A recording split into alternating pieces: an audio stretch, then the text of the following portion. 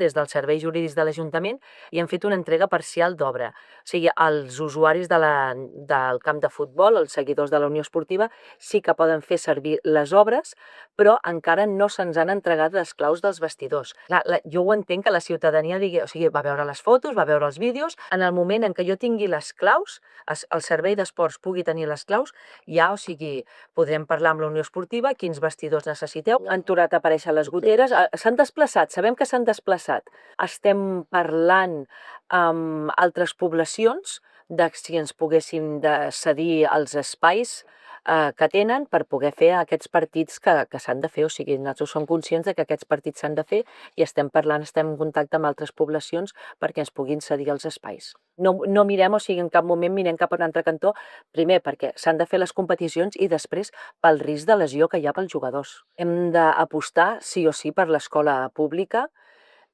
És l'escola més plural que tenim, més diversa, és gratuïta, ho hem de recordar, i a veure, si s'han de sacrificar